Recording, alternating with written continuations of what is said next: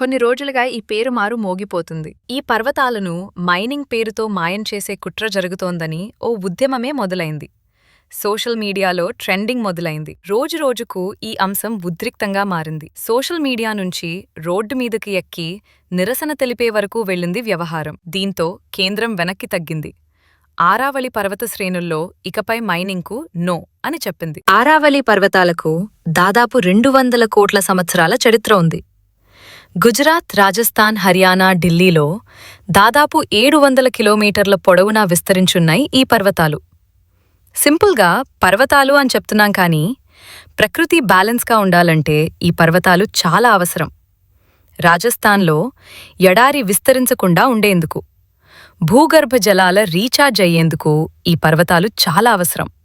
అంటే north India ఎడారిగా మారకుండా ఉండాలంటే ఈ పర్వతాలు చాలా అవసరం. సింపుల్గా చెప్పాలంటే ఇండియన్ ఈకోసిస్టమ్కి ఊపిరితిత్తులు ఈ పర్వతాలు. అలాంటి పర్వతాలను మైనింగ్ పేరుతో మాయమైతే పరిస్థితేంటి? ఇదే ప్రశ్న మొదలైంది ఇప్పుడు. దీనికి కారణం సెంట్రల్ గవర్నమెంట్ తీసుకున్న ఓ నిర్ణయం. భూమట్టం నుంచి 100 మీటర్ల కంటే ఎత్తు ఉన్న ప్రాంతాలనే ఆరావళి పర్వతాలుగా పరిగణిస్తారు. దీనిని సుప్రీంకోర్టు కూడా ఆమోదించింది. దీంతో డౌట్స్ మొదలయ్యాయి.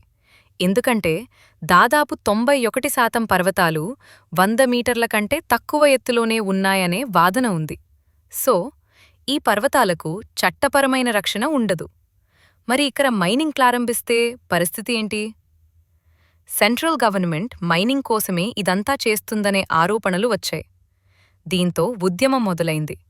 ఆ తర్వాత తీవ్రమైంది. ఎట్టకేలకు కేంద్రం దిగిరావాల్సి వచ్చింది. ఈ పర్వతాలున్న రాష్ట్రాలకు కేంద్ర పర్యావరణ శాఖ కీలక ఆదేశాలు జారీ చేసింది. ఇకపై ఆరావళి పర్వత శ్రేణుల్లో మైనింగ్పై నిషేధం విధించాలంది.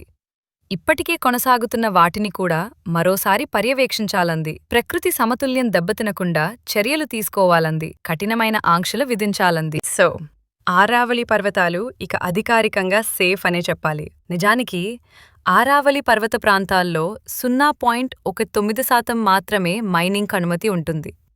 ఆ మాత్రం కూడా ఉండకూడదు అనేది ఇప్పుడు వినిపించే డిమాండ్.